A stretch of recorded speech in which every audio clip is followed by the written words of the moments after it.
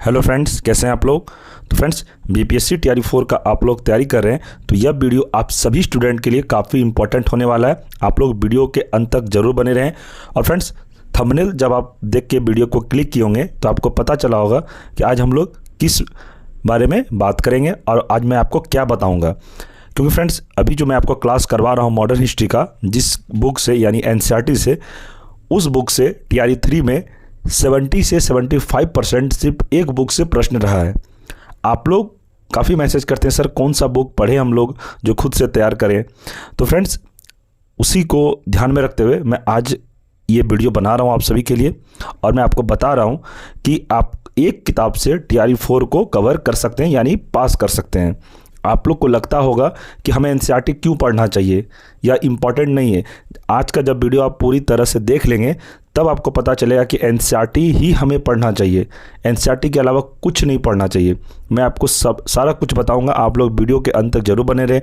कौन सा किताब पढ़ना है वो मैं वीडियो के अंत में बताऊंगा, आप लोग बस इस क्लास में जुड़े रहें। और मैं जो क्लास करवा रहा हूँ, काफ़ी स्टूडेंट का मुझे टेलीग्राम पर मैसेज आ रहा था कि सर आप एनसीईआरटी पढ़ने को बोल रहे हैं तो क्या प्रूफ है कि एनसीईआरटी से ही ज़्यादातर प्रश्न पूछा गया है। तो वही सब का मैं प्रूफ लेके आज इस क्लास में मैं आपको बता रहा हूँ। आज का क्लास अगर अच्छे से आप देख लेते हैं तो मैं 100% गारंटी देता हूँ कि आप लोग को भी एनसीईआरटी पढ़ने का मन करेगा और आप लोग मोटिवेट होंगे कि हमें एनसीईआरटी ही पढ़ना चाहिए। क्योंकि इस क्लास में सारा कुछ मैं बताऊंगा डिटेल के साथ में और प्रूफ के साथ दूंगा। जैसे आप लोग देख सकते हैं, ये जो क्वेश्चन है ये टीआरई 3 में पूछा गया प्रश्न है, और ये प्रश्न कौन सा बुक में कहाँ से पूछा गया मैं सारा आपको आज डिटेल में बताऊंगा। तो आप लोग वीडियो के अंत तक जरूर बने रहें, और इस चैनल पर जो नए हैं चैनल को सब्सक्राइब कर दें और वीडियो को लाइक अवश्य कर दें, क्योंकि ये वीडियो आप सारे स्टूडेंट के लिए हेल्पफुल होने वाला है। आज का जो क्लास है 1 to 5 में जो प्रश्न पूछा गया था टीआरई 3 में, उसके लिए ये वीडियो है। और मैं 6 to 8 के लिए भी लाऊंगा 2-3 दिन के बाद, तो टेंशन नहीं लेना। 9th 10th 11th 12th सारे क्लास वालों के लिए लाऊंगा, और सारा जितने भी क्लास का आप लोग तैयारी करें 1 to 5 11 12 तक एक बुक से आप लोग पास कर सकते हैं। आज का जो है ये 1 to 5 के लिए है। 1 to 5 में टीआरई 3 में कहाँ से प्रश्न पूछा था 70% आज मैं आपको दिखा रहा हूँ। तो चलिए शुरू करते हैं। पहला प्रश्न है, इसमें देख सकते हैं आप लोग, 1885 में भारतीय राष्ट्रीय कांग्रेस की स्थापना किसने की थी। ये प्रश्न हुआ, ये टीआरई 3 में पूछा गया प्रश्न है। इसका सही आंसर ऑप्शन ई होगा, क्योंकि इसमें ए भी सही नहीं है, बी और सी डी चारों ऑप्शन में कोई सही नहीं है, इसलिए इसका आंसर ऑप्शन ई होगा। क्योंकि 1885 में भारतीय राष्ट्रीय कांग्रेस की स्थापना एलन एक्टिवियम ने की थी। तो चलिए मैं आपको यह प्रश्न जो है मैं आपको प्रूफ के साथ दिखाता हूं कि कौन से बुक से जो मैं आपको पढ़ा रहा हूं अभी सुबह में मॉडर्न हिस्ट्री का, और मैं इसी का आपको पॉलिटी भी पढ़ाऊँगा और ज्योग्राफी, और जितने भी क्लास अभी चल रहा है आप लोग देख सकते हैं। बस इसी किताब से प्रश्न एग्जाम में पूछा गया है। तो देखिए आप लोग, देखिए प्रश्न है ना, वर्ष 1885 में भारतीय राष्ट्रीय कांग्रेस की स्थापना किसके द्वारा की गई। एओ ह्यूम के द्वारा, एलन एक्टिवियम इसका पूरा नाम होता है। देख सकते हैं प्रश्न को मैं आपको एक बार फिर से दिखा देता हूं। 1885 में भारतीय राष्ट्रीय कांग्रेस की स्थापना किसने की थी। यही प्रश्न है, सेम टू सेम प्रश्न देख सकते हैं आप लोग, इसी बुक से है जो मैं आपको पढ़ा रहा हूं अभी। इसलिए मैं कहता हूं फ्रेंड्स, जो मैं आपको बताता हूं उसको आप लोग सीरियस लीजिए। बहुत सारे स्टूडेंट मेरे कहने पर बोलते हैं सर आपको कैसे पता कि एनसीईआरटी से ही प्रश्न पूछा जाता है और यहीं से प्रश्न आएगा। मैं आप सभी के लिए ही यह वीडियो बना रहा हूं, क्योंकि एक स्टूडेंट को, सभी स्टूडेंट को पर्सनली मैसेज करके फ़ोन करके बताना पॉसिबल नहीं है। इसलिए मैं सोचा कि आप सभी के लिए एक वीडियो ही बना दूं जो सारे बच्चे को इसमें हेल्प मिले। और टेंशन लेने की कोई बात नहीं है फ्रेंड्स, मैं यही बुक से फुल्ली एनसीईआरटी आपको पूरा टीआरई 4 में पढ़ा दूंगा, कोई दिक्कत वाली बात नहीं है। ऐसा नहीं है कि मैं नहीं, बस मैं आपको ये दिखा रहा हूँ, मैं क्लास भी पूरा करवाऊँगा, इसका टेंशन नहीं लेना है आप सभी को। पहला प्रश्न देख लिए, अब हम लोग दूसरे प्रश्न की ओर बढ़ते हैं। ये प्रश्न भी आप लोग देखिए, निम्न में से कौन भारतवर्ष के प्रथम निर्विरोध एवं सर्वसम्मति से निर्वाचित राष्ट्रपति हुए थे। ये पॉलिटी का प्रश्न है फ्रेंड्स, ये टीआरई 3 का 1 to 5 में पूछा गया प्रश्न है। जो कोई भी एग्जाम दिए होंगे उनको पता होगा कि ये प्रश्न 1 to 5 यानी कि टीआरई 3 में पूछा गया प्रश्न था। तो इसका पहला आंसर है ऑप्शन ए, नीलम संजीव रेड्डी। ये प्रश्न भी मैं आपको इसी बुक से दिखाता हूँ जो मैं आपको अभी पढ़ा रहा हूँ डेली, एनसीईआरटी के ही बुक से ये प्रश्न आया हुआ है, सेम टू सेम। चलिए देखते हैं।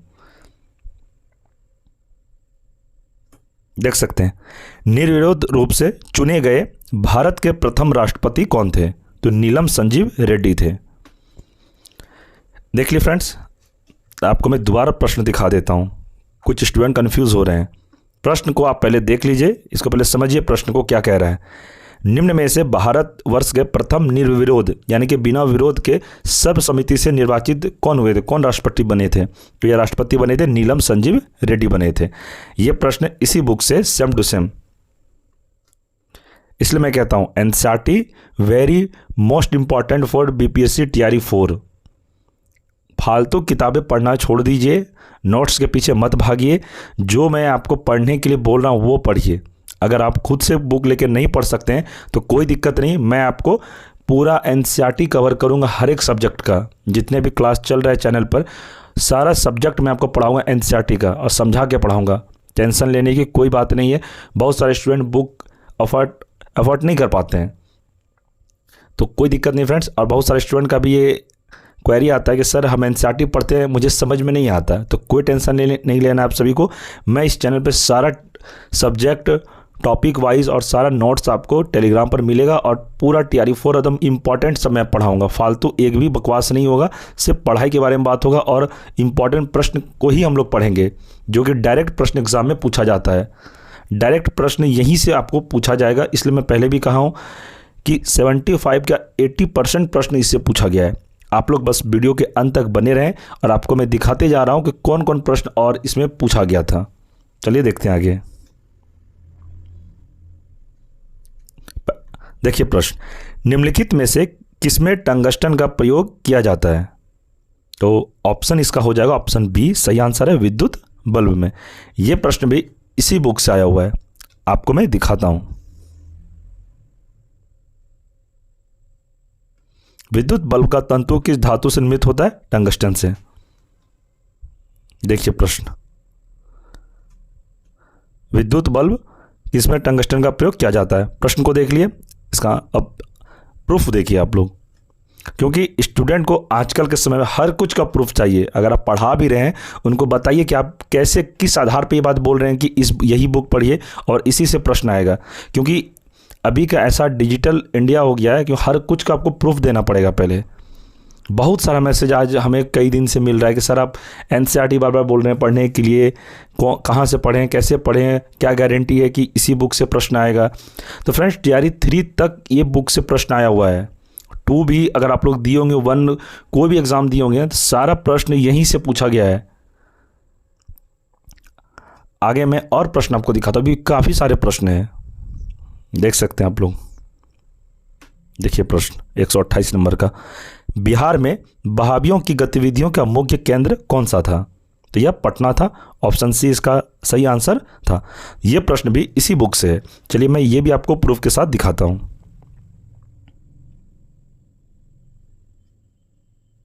देख सकते हैं वहाबी आंदोलन है ना, पटना मुख्य केंद्र। इसलिए मैं कह रहा हूं फ्रेंड्स, अभी भी वक्त है। अगर आप फालतू किताबें, आप फालतू नोट्स के पीछे भाग रहे हैं तो रुक जाइए, रिजल्ट नहीं होगा आप सभी का। एनसीईआरटी को पढ़िए, मैं बार बार कहता हूँ। मेरा काम है फ्रेंड्स आप सभी को सही रास्ता दिखाना, सही बात बताना। फॉलो करना ना करना वो आपके ऊपर डिपेंड है। मैं आपको फोर्स करके नहीं फॉलो करवा सकता, मैं आपको उतना ही बता सकता हूँ जो आपके लिए हेल्पफुल हो। अगर आपको पढ़ना है और भी बुक से तो मुझे कोई दिक्कत नहीं है, मेरा किसी भी बुक से कोई विरोध नहीं है। और मैं ये बुक भी कोई प्रचार नहीं कर रहा हूँ, आप लोग को ये लगे कि मैं पैसे लेके प्रचार कर रहा हूँ, तो ऐसा कुछ नहीं है। जो किताबें अच्छी होती है मैं उसके बारे में बोलता हूँ स्टूडेंट को पढ़ने के लिए, जो नहीं अच्छी होती है मैं बस स्टूडेंट को बोल देता हूँ कि आप लोग बस ये किताब पढ़िए, अदरवाइज़ कोई बुक्स मत लीजिए। आप लोग फालतू का अपना पैसा को बर्बाद करते हैं, इधर उधर इसके बातों में आ जाते हैं। चलो वो ये नोट से ले लेते हैं, 200 रुपये में पेमेंट करके पूरा हिस्ट्री का नोट से ले लिया आप। तो ऐसा कुछ नहीं करना है। बुक्स रखिए एनसीईआरटी, सिर्फ ओनली एनसीईआरटी। अभी आपको प्रॉमिस करना है कि आगे कोई भी बुक्स पढ़ें, आप एनसीईआरटी को ही पढ़ना है। रिज़ल्ट अगर आपको चाहिए तो एनसीईआरटी छोड़ के कोई दूसरा बुक नहीं पढ़िएगा, नहीं तो फिर आगे आप, अभी तक आपका 1 नंबर 2 नंबर 3 नंबर से छूट रहा है, ऐसे ही छूटते रहेगा। मुझे क्या, आपके लिए मैं कह रहा हूं, आगे आपकी मर्जी। चलिए आगे प्रश्न देखते हैं।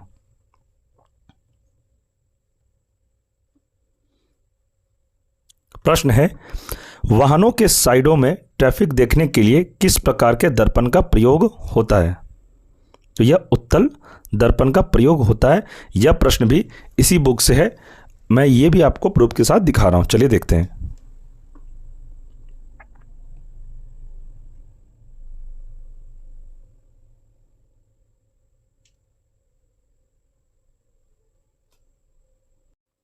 देख सकते हैं, वाहनों में पृष्ठ दृष्टि दर्पण के रूप में दृश्यावलोकन के लिए उत्तल दर्पण का प्रयोग किया जाता है। देख लिए आपको प्रूफ मिल रहा है ना। आप ये बाद में मत कहना कि आपने सिर्फ क्वेश्चन दिखा दिया, आपने ये नहीं बताया कि कहाँ से प्रश्न पूछा गया है।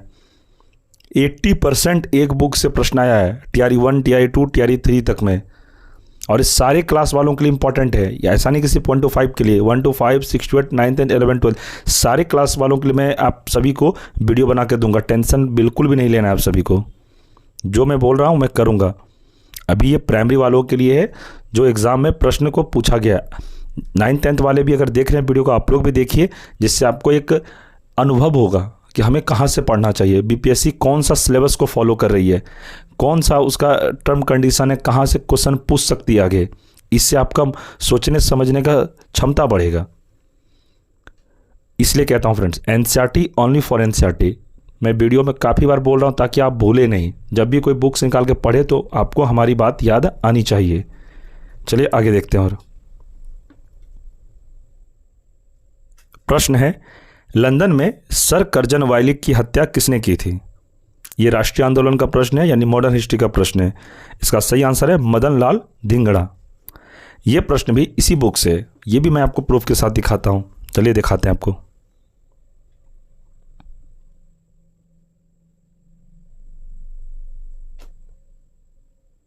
देख सकते हैं, कौन सा क्रांतिकारी कर्नल वायली हत्याकांड वर्ष 1909 से संबंधित था? तो मदन लाल धिंगरा, है ना।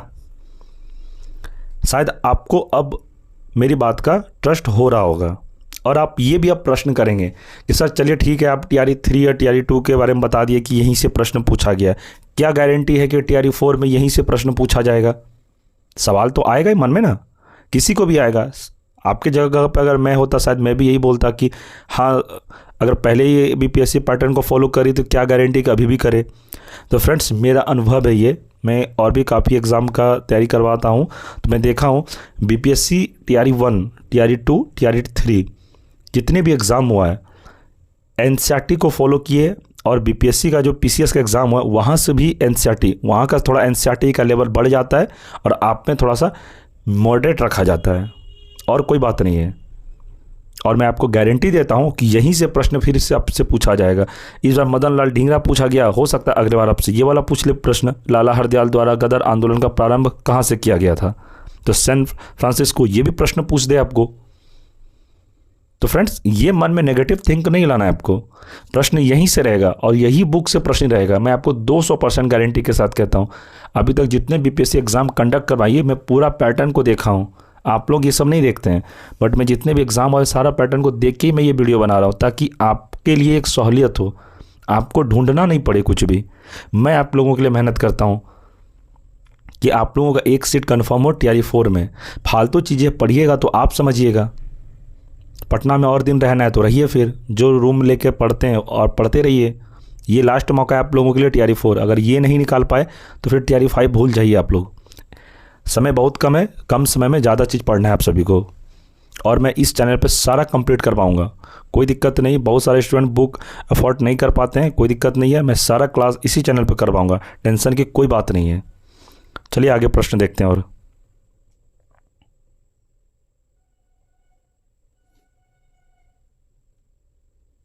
प्रश्न है, बंगाल के विभाजन को किसके कार्यकाल में वापस लिया गया? तो इसका आंसर देख लिए, लॉर्ड हार्डिंग के कार्यकाल में। यह प्रश्न भी इसी बुक से। चलिए मैं आपको दिखाता हूं।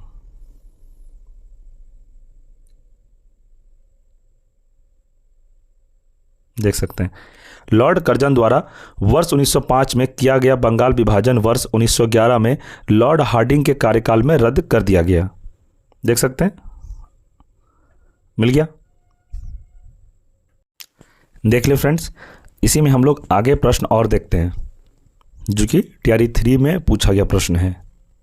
देखिए, महात्मा गांधी के राजनीतिक गुरु कौन थे?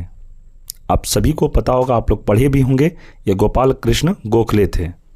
महात्मा गांधी के राजनीतिक गुरु गोपाल कृष्ण गोखले थे। ये प्रश्न भी इसी बुक से आया है।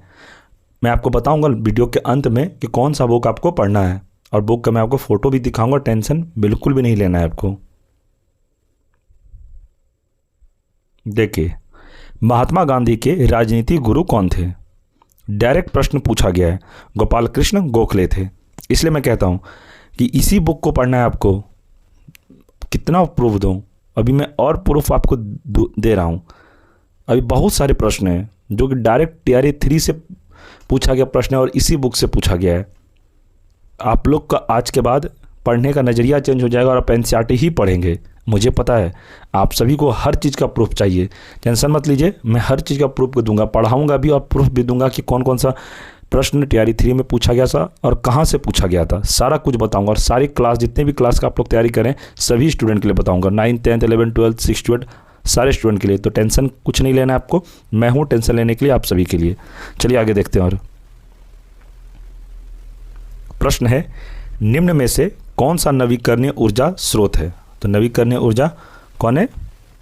नवीकरणीय मतलब क्या होता है कि हम लोग उसका इस्तेमाल दोबारा भी कर सकते हैं। तो कोयला का इस्तेमाल दोबारा नहीं हो सकता, नाभिक के ईंधन, पेट्रोलियम जो जल गया फिर दोबारा नहीं बन सकता वो। उपयोग में से एक साथ ये भी नहीं, उपयोग में एक से कोई नहीं। इसका सही आंसर ई होगा। ये प्रश्न भी इसी बुक से पूछा गया। चलिए मैं आपको दिखाता हूँ, देख सकते हैं। नवीकरणीय ऊर्जा, सौर ऊर्जा है, पवन ऊर्जा है, जल विद्युत है, बायोगैस है, भूतापीय ऊर्जा, इतने सारे कौन है? नवीकरणीय ऊर्जा है। और नवीकरणीय ऊर्जा कोयला, पेट्रोलियम, प्राकृतिक गैस, परमाणु ऊर्जा, सेल गैस। देख सकते हैं ये प्रश्न ऊर्जा संसाधन एनर्जी कहाँ से का पूछा हुआ, ये ज्योग्राफी का प्रश्न है। और मैं आपको दिखाता हूँ आगे प्रश्न। ये प्रश्न देखिए, एक विद्युत फ्यूज किस प्रभाव पर कार्य करता है? जिसका आंसर है विद्युत धारा का तापीय प्रभाव। ये प्रश्न भी इसी बुक से पूछा गया। चलिए देखते हैं।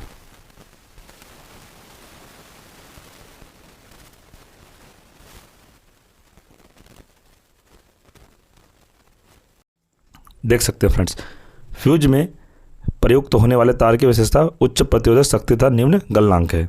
विद्युत वाला तंतु किस धातु से निर्मित है? टंगस्टन से। आगे देखते हैं। प्रश्न है, शांत घाटी साइलेंट वैली किस राज्य में स्थित है? तो इसका पहला आंसर हो जाएगा केरल में स्थित है। यह प्रश्न भी इसी बुक से, चलिए मैं आपको दिखाता हूं।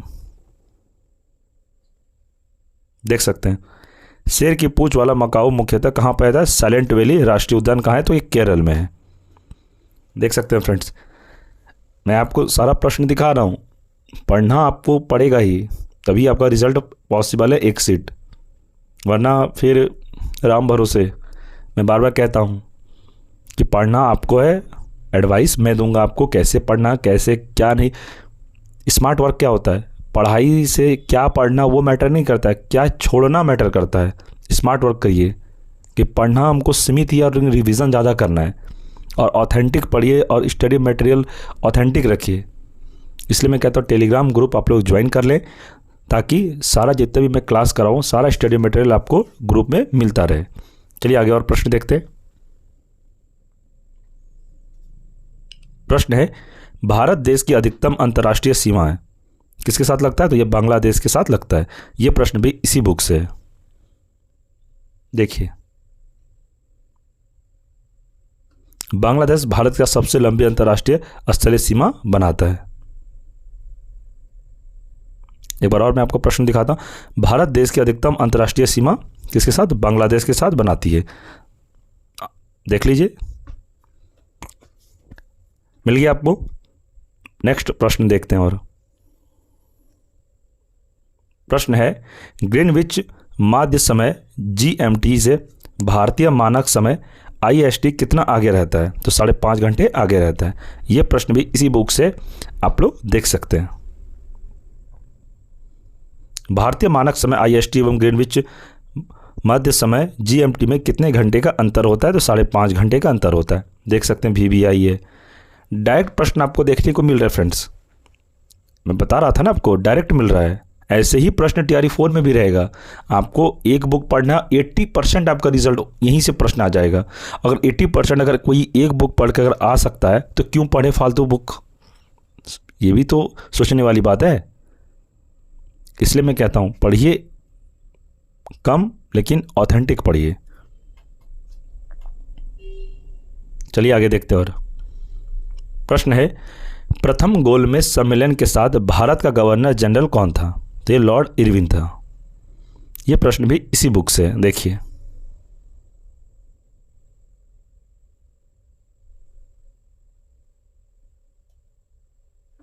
गांधी इरविन समझौता, दिल्ली समझौता कब हुआ? 5 मार्च 1931 को। गांधी इरविन। प्रथम गोलमेज सम्मेलन कौन था? तो गांधी इरविन थे। आगे मैं दिखाता हूं। और प्रश्न है, शीत ऋतु में तमिलनाडु के तटीय क्षेत्रों में वर्षा होने के कारण, क्या कारण है? तो लौटते हुए दक्षिण पश्चिम मानसून। ये प्रश्न भी इसी बुक से। देखिए, उत्तरी पूर्वी मानसून से सबसे अधिक वर्षा प्राप्त करने वाला राज्य कौन सा? तमिलनाडु।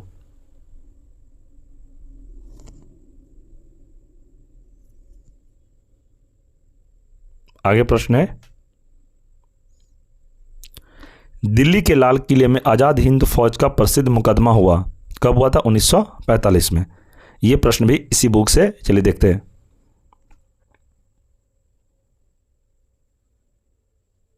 देख सकते हैं, ब्रिटिश सरकार ने आजाद हिंद फौज के सैनिकों एवं अधिकारियों को गिरफ्तार कर नवंबर 1945 में दिल्ली के लाल किले में उन पर मुकदमा चलाया।